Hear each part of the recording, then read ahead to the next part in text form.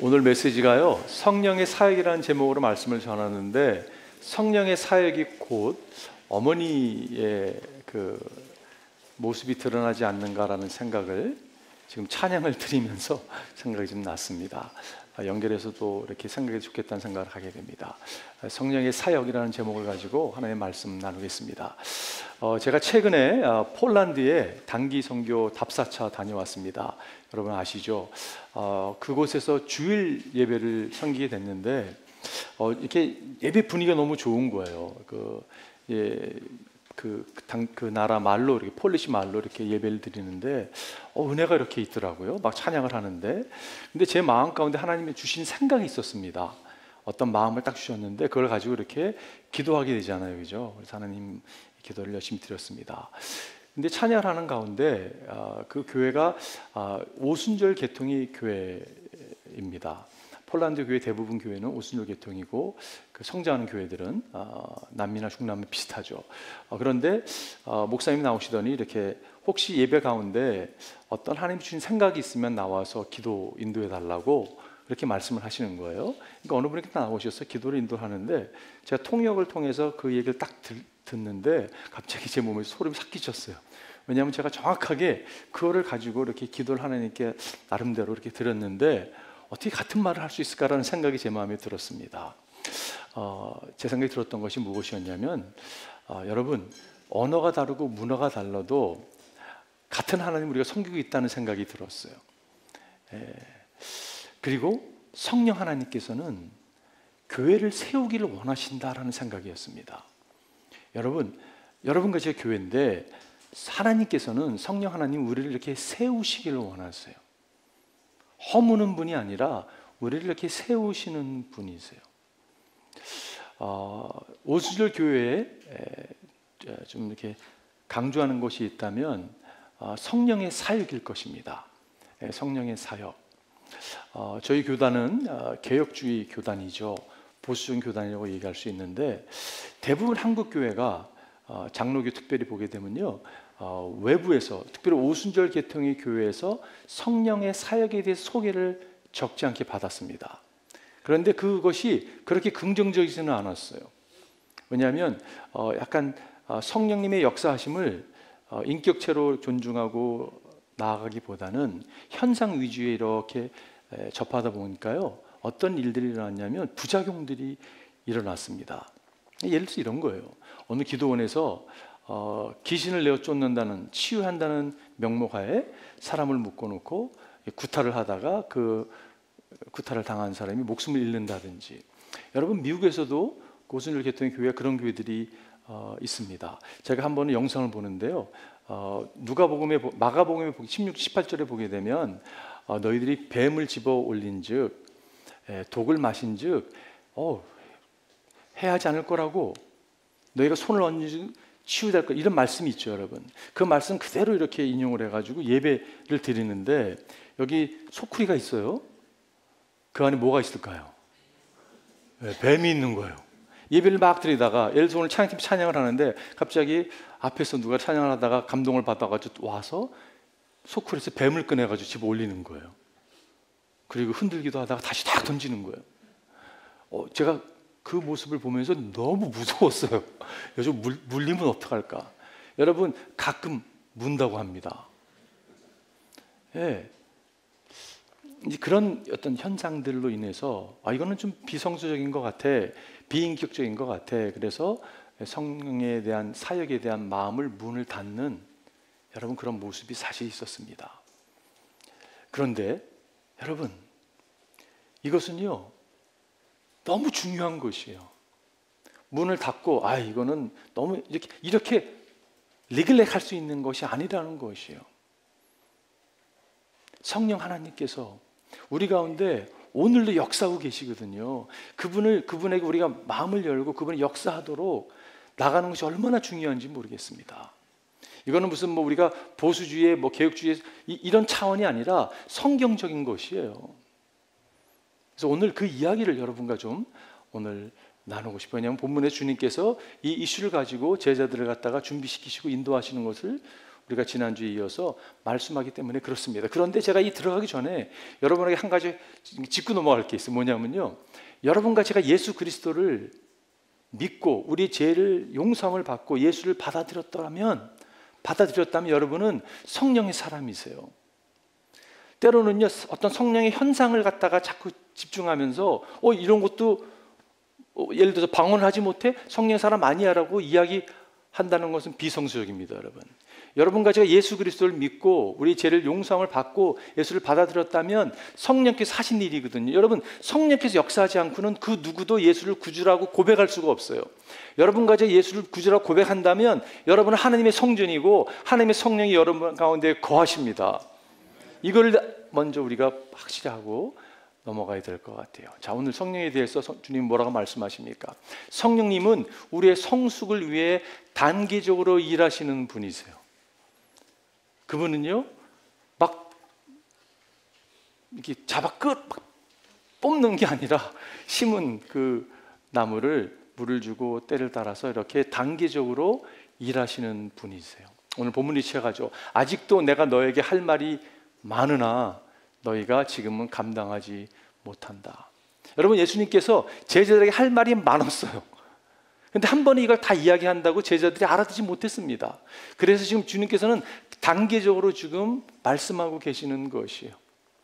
그러나 그분, 곧 진리의 영이 오시면 그가 너희를 모든 진리 가운데 인도하실 것이다. 여기서 모든 진리는 무엇입니까, 여러분?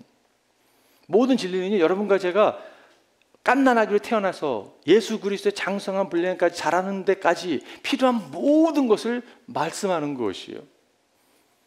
여러분, 우리가 하루아침에 성숙할 수가 없잖아요, 그죠? 아이가 태어났습니다. 아이에게 꽃등심이 아무리 맛있어도 꽃등심을 먹일 수가 없어요. 아이는 우유를 먹고 이유식하다가 때가 되면 단단한 음식을 먹게 되는 거지 갑자기 음식을 먹을 수가 없잖아요, 그죠? 성령님께서 이렇게 단계적으로 일하시는 것을 볼 수가 있어요. 여기서 인도할 것이다라고 하는 표현, 그 가기 전에 고린도전서에 보니까 하나님께서는 성령을 통하여 이런 일들을 우리에게 계시해 주셨습니다. 성령은 모든 것을 살피시니 곧 하나님의 깊은 경륜까지도 살피십니다. 성령님 어떤 분이세요? 하나님의 깊은 것까지도, 깊은 경륜까지도 살피시는 분이세요. 기초로 시작해서 단계적으로 우리를 갖다가 지금 빚어가신다는 말씀이에요. 여기서 인도하실 것이다 라는 것은 그렇기 때문에 어떤 의미가 있냐면요, 이것을 lifelong process로, 평생 과정으로 하나님이 일하신다는 것입니다. 그렇기 때문에 여러분, 성령보다 먼저 가지 마십시오. 어떤 분들 보게 되면요, 열심히 있어요, 교회에. 성령보다 먼저 가 계세요. 그래서는 안 되는 거죠.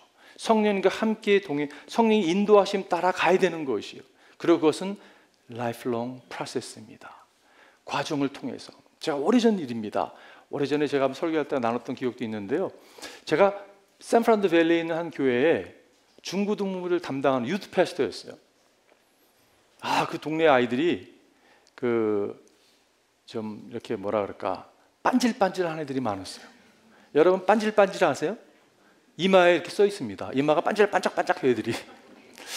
이 녀석들 말을 잘 안 듣는 녀석들이었어요. 참 열심히 목회를 했습니다. 정말 기도하고 한 사람 한 사람 만나서 늘 도전하고 뭐 라이드 늘 주고 막 해가지고요, 이렇게 목회를 하는데 어느 날 제가 제 친구와 함께 다른 나라에서, 캐나다에서 있었던 건데, 캐나다에 있는 어떤 성령 집회에 참여하게 됐어요.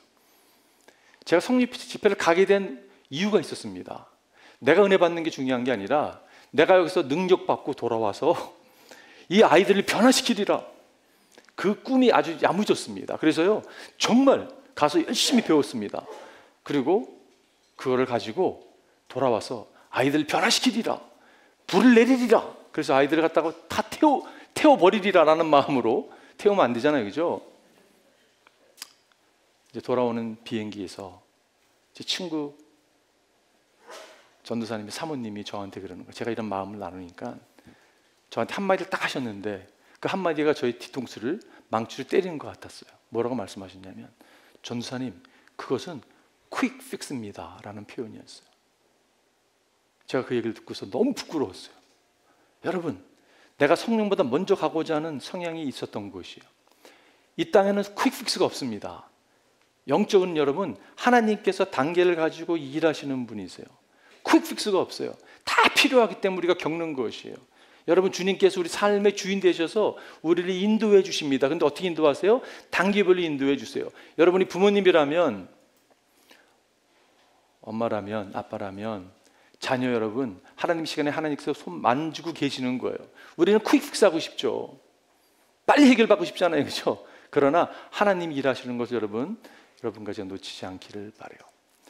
그분은 인도하신다는 의미 가운데 풍성함이라는 것이 있습니다. 얼로 인도하세요? 풍성함으로 인도하세요. 어번던한 삶을 인도하십니다.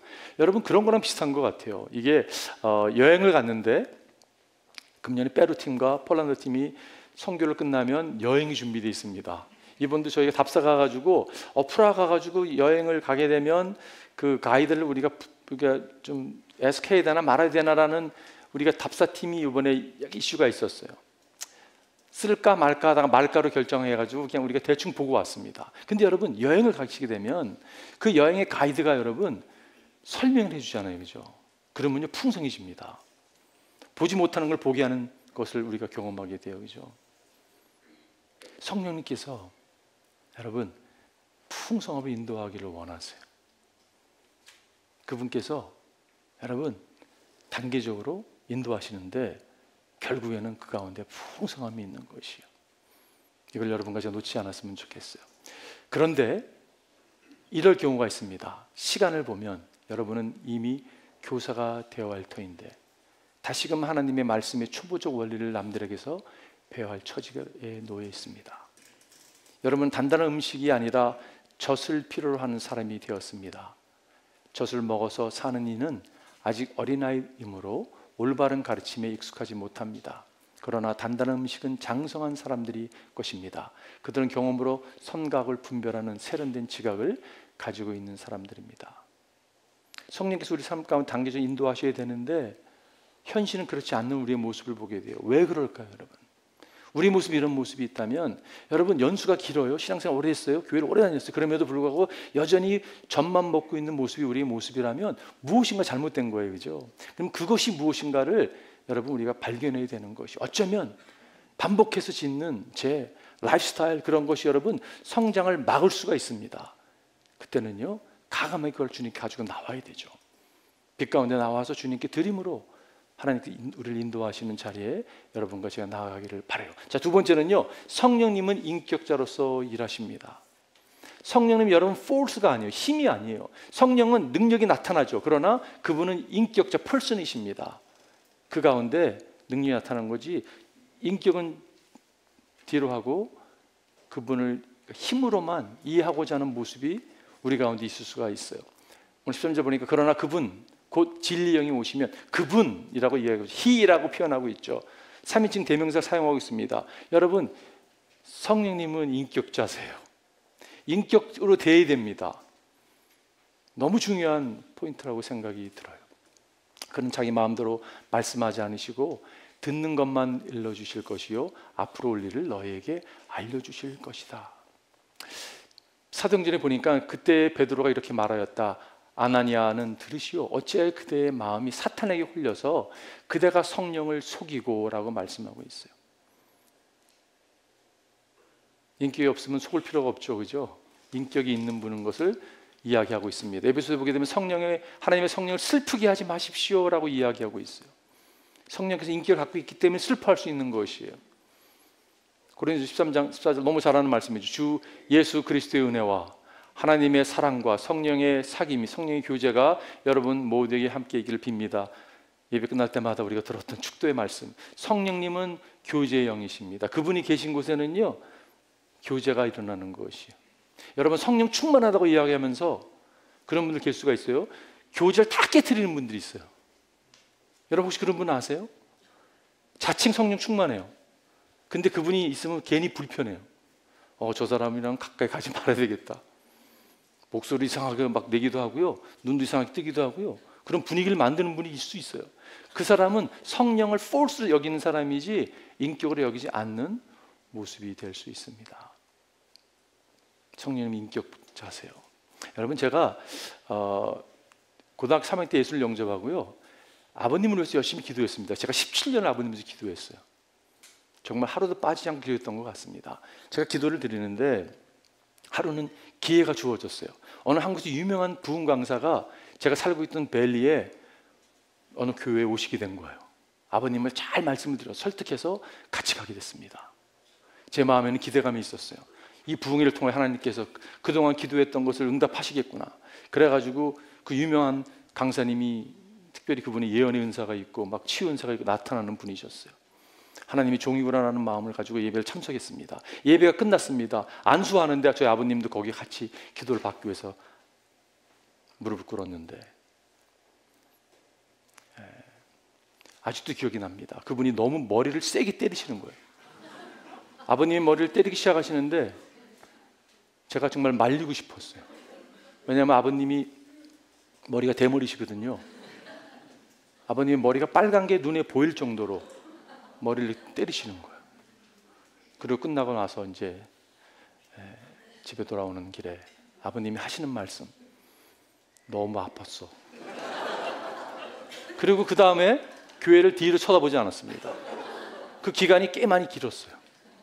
여러분, 성령님을 false로 여기면 그런 실수를 정할 수 있는 거예요.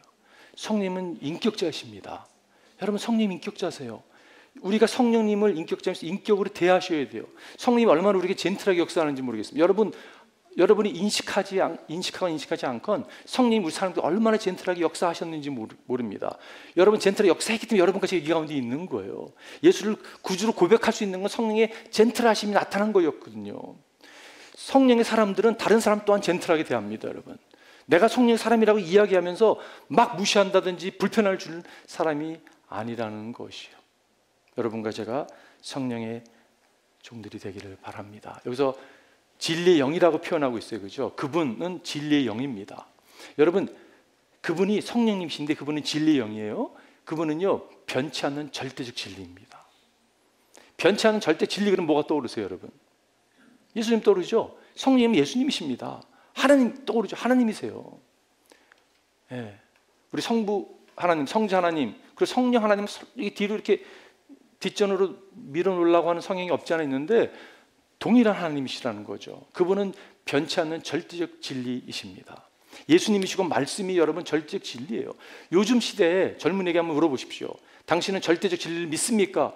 믿지 않습니다. 기독교인들에게 물어봤어요. 기독교인 유대에게 물어봤습니다. 당신은 절대적인 도덕적 진리를 믿습니까? 그랬더니 6%만 믿는다고 얘기했어요. 크리스천하고 자칭하는 아이들이 94%는요 다 상대적이다라고 이야기하고 있는 거예요. 왜 그럴까요, 여러분? 그 포스트 모더니즘이 갖고 온 결과죠. 우리도 그 시대에 살고 있기 때문에 그것이 깔려 있습니다. 여러분, 그런데 말씀이 진리라고 깨닫게 하시는 분이 누구세요? 성령님이세요. 성령님이 아니고는 말씀이 진리라고 깨달아 줄 수가 없습니다. 말씀이 진리로 우리 가운데 임하는 거죠. 진리로 그들을 거룩하게 하여 주십시오. 아버지의 말씀을 진리에 믿게 예수님이 기도했어요. 여러분과 저를 향한 예수님이 기도해요. 하나님, 우리를 말씀으로 진리로 거룩하게 해달라고. 제가 잘 알고 있는 존경하는 목사님 한 분 계세요. 지금 오클라호마에서 교수 사역을 하시는데, 여러분 사실 대부분 저희 교회도 여러 분 오셨는데 마운석 교수님이라고 원래 선교사 출신이시고, 그 교수님이 젊었을 때 이야기를 저한테 해준 적이 있어요. 뭐라고 말씀하셨냐면, 데이트를 이제 신학교 다닐 때인데 한 자매가 오더니 이러는 거예요. 그 목사님에게, 전도사 시절인데 하나님께서 나에게 계시를 주셨는데 전도사님과 결혼하라고 말씀하셨다고. 여러분, 만약에 누군가 여러분에게 와서 하나님이 저에게 직동 계시를 주셨는데 당신과 결혼하라고 싱글이었다면, 그럼 여러분 어떻게 받아들이시겠어요? 신학생인데 이 사람이. 그래서 물어봤어요. 목사님, 그 자매님이 예뻤어요? 네, 아주 예쁘셨대요. 그래서 목사님 흔들렸어요? 흔들리면 안 되죠. 이분이요, 왜 하나님은 당신에게만 계시를 주시고 나는 안 주는지, 내 영성이 이렇게 떨어지는 건지, 그래서 기도에 들어갔다고 합니다. 그리고 말씀을 읽기 시작했다고 해요. 그 여성분과 결혼했을까요? 네. 결혼하지 않으셨죠.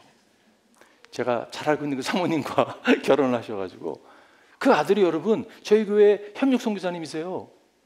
지금 서울에서 얼마나 목회를 지금 잘하는지 모르겠어요. 외국인을 위한 그 도전을 받고 그 아내가 필리핀 자매거든, 사모님이거든요. 지금 교회를 개척했는데 교회에 막 부흥이 일어나고 있어요. 얼마나 최근에도 연락을 하는데 얼마나 기쁜지 모르겠어요. 여러분, 제가 무슨 말씀을 드리려고 하냐면 현상에 쫓아다니는 사람이 되지 마십시오. 하나님은 오늘도 그렇게 그런 일들을 보여주시기도 하고 역사하시기도 하지만 그것이 말씀과 컨펌되어야 되는 것이에요. 왜냐하면 절대적 진리는 말씀입니다, 여러분. 하나님이 주신 말씀에 더하거나 빼지 않아야 되는 거예요. 근데 우리가 이런 실수를 범할 때가 있어요. 이것이 곧 하나님의 말씀이라고 여기는 것처럼 그런 생각을 주실 때가 있죠. 그리고 그거는 늘 이렇게 얘기해야 돼요. 이것이 내 생각인지 하나님 주신 생각인지 모르지만 이렇게 얘기해야 되지 이것이 절대적으로 얘기해서는 안 된다는 말씀을 여러분께 나누고 싶습니다. 마지막 세 번째는요, 성령님의 사역은 그리스도를 영화롭게 합니다. 성령님의 사역은요, 그리스도를 드러내는 것이에요. 오늘 14절 보니까 또 그는 나를 영광되게 하실 것이다. 그가 나의 것을 받아서 너에게 알려주실 것이기 때문이다. 성령님은 예수님을 영광스럽게 한다고 말씀하고 있어요. 아버지께서 가지신 것은 다 나의 것이다. 그렇기 때문에 내가 성령이 나의 것을 받아서 너에게 알려주실 것이라고 말한 것이다. 여러분, 인류에 이렇게 말하는 사람이 있었습니까? 이렇게 말했다가는요, 미치광이라고 얘기할 수밖에 없겠죠. 어떻게 지금 예수님은 이 말씀을 제대로 하시면서 당신의 신성을 지금 드러내고 있는 거예요, 그죠? 하나님께서, 성령께서 나를 영화롭게 할 것이라고 말씀하고 있어요. 여러분, 삶 가운데 이런 적 있으세요? 낮에 누군가에게 무슨 무시를 당하는 이야기를 들었어요. 저 선생님 날 무시했어. 그리고 밤에 자려고 하는데 잠이 안 오는 거예요. 너무 열이 나가지고 씩씩거리고 밤에 잠을 못 잘 정도로 낮에 들었던 이야기가 밤에까지, 잠자리까지 영향을 준 그런 적 있으세요? 한 분도 안 계세요? 아마 다 있으실 것이에요. 저도 오해가 난 어떤 이나요? 이렇게 밤에 잠 못 이뤘던 적도 있습니다. 그런데 여러분, 그 말은요, 무슨 말이냐면 사람들의 의견을 예수님의 의견보다 더 무게를 두었다라는 표현이에요. 여러분과 제가 사람을 기쁘게 하는 것이 예수님의 영광을 드러내는 것보다 더 영광을 두었다는 표현도 될 수 있어요. 여러분, 우리는 누구를 기쁘게 하는 삶을 살고 있습니까? 사람을 기쁘게 하는 사람이 아니라 하나님을 기쁘게 하는 삶을 살아야 돼요, 그죠? 사람들의 의견, 여러분 의견 중요하지 않습니다. 중요한 것은 하나님의 의견이 중요해요, 그죠? 그것에 여러분 무게를 들고 살아가시는 여러분과 제가 되기를 바라요. 이게 너무 중요한 것이라고 생각이 들어요.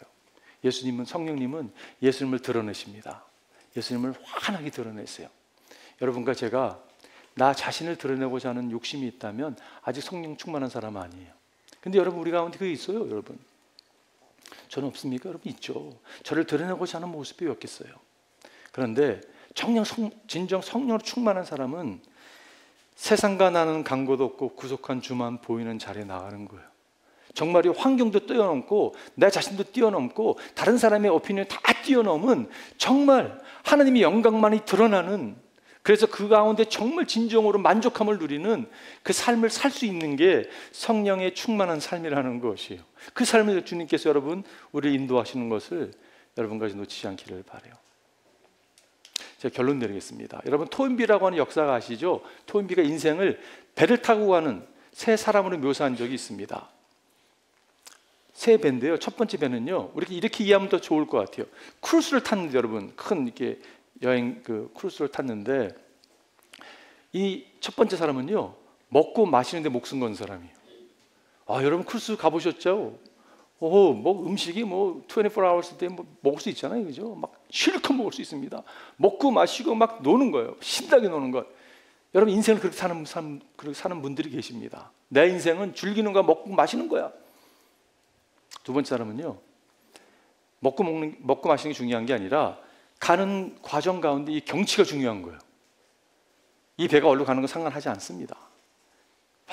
이 아름다운 뷰를 봐, 이 경치를 봐. 거기에 목숨 거는 사람들이 있어요, 그죠? 근데 갑자기 날씨가 우중충해요. 비가 와요. 날씨가 안 좋으면 원망합니다. 신앙생활도 보면요, 내가 원하는 아젠다가 있어요. 여기에 안 맞춰주면 하나님도 미운 거예요. 주종관계가 참 문제가 있는 사람이죠. 내 삶의 주인은 나야. 내 삶은 내가 막 이끌어가는 거예요. 왜 내 삶에 이런 장애물이 나타나는 거야? 왜 사업이 이렇게 안 되는 거야? 예를 들어서 왜 건강이 이렇게, 여러분 거기에 다 건강할 때는 괜찮지만 건강하지 않을 때는 원망과 그런 쓴뿌리를 가지고 살아가는 모습이 신앙이 될 수 있다는 것이에요. 세 번째, 배를 탄 사람은 어떤 사람이냐면요, 목적지가 명확한 것이, 어디로 가는지 아는 사람입니다. 그뿐만이 아니라 매 순간 점검하는 거예요. 저는 그 삶을 성령의 배에 오른 사람이라고 저는 이야기하고 싶어요. 성령께서 이끄시는 배에 오른 사람이에요. 그 사람은 어떤 사람이냐면 한마디로 겸손한 사람이에요. 여러분, 겸손하지 않으면 구원받지 못합니다. 왜냐하면 겸손하지 못하면요, 내가 죄인인 것을 인정하지 않기 때문에 그래요. 그렇잖아요, 그죠? 어린아이가 수학 문제를 막 풀고 있는데 아빠가 보니까 다 틀리고 있는 거예요. 왜냐하면 얘가 한 중요한 요점에 키가 되는 열쇠를 놓치고 있는 거예요. 그래서 이야기합니다. 야, 너 뭘 놓치고 있다, 열쇠를 놓치고 있다고 그러니까 아이가 하는 말이, 아빠, 저 공부했어요. 예습했어요. 저를 무시해도 너무 무시하는 것 같은데 아빠, 저 공부했어요. 그러면서 만약에 뻗팅긴다면 아빠가 뭐라고 얘기하겠습니까? 너는 다른 걸 다 해도, 제대로 해도 그 열쇠를 놓치면 wrong answer를 갖게 된다고. 아이에게는 선택권이 주어지죠. 그래서 내가 옳다라고 이야기할 수도 있고, 열쇠가 뭔데요? 아빠 가르쳐 주세요. 겸손으로 나아갈 때 답을 얻을 수 있는 거죠. 여러분은 열쇠를 가지고 계십니까? 열쇠가 무엇입니까, 여러분? 여러분, 열쇠가 무엇이에요? 열쇠가요, 예수 그리스도세요. 열쇠가 성령님이십니다. 여러분, 이제 질문해 볼게요. 여러분, 정말 예수 그리스도가 여러분을 위해서 대신해서 십자가의 죽으심을 믿으십니까? 여러분, 믿으세요? 정말 믿으세요? 그리고 그분은 죽을 뿐만 아니라 부활하신, 부활의 주인 것을 믿으십니까, 여러분? 여러분, 정말 믿으세요? 그분이 부활하신 분 아니라 승천하신 하나님의 우편에 앉아 계시고 우리에게 성령을 부어주신 분인 걸 여러분 믿으세요? 그분은 머지않아 심판의 주로, 여러분 그분은 심판의 주로 다시 오실 분인 것을 여러분 믿으십니까? 믿는다면, 이것을 성령께서 우리에게 가르쳐 주셔서 믿는다면 소망을 붙들 수 있는 거예요. 믿는다면 마음의 평안을 누릴 수 있는 거예요. 믿는다면 어떤 상황 가운데서도 예수님의 영광을 볼 수 있는 거예요. 저는 오늘 마지막 이런 기도를 드리고 싶어요. 여러분이 예수님의 영광을 보고 있다면 하나님 감사하십시오. 그러나 염려 근심하고 어떤 중독에 빠져 있고 우울 증세가 드러나는 것은요, 예수님께 영광을 두지 않기 때문에 일어나는 것이라고 저는 생각이 들어요. 여러분, 얼마나 쉽게 우울증세가 찾아오고 얼마나 쉽게 사람들이 중독에 빠진지 모르겠어요. 그 원인은요, 예수님의 영광을 보지 못하기 때문이거든요. 그렇다면 기도하셔야 됩니다. 주님, 성령님, 예수님의 영광을 드러내 주십시오. 그럴 때 여러분과 제가 자유함을 누릴 수 있다고 저는 믿습니다. 우리 한번 기도하겠습니다.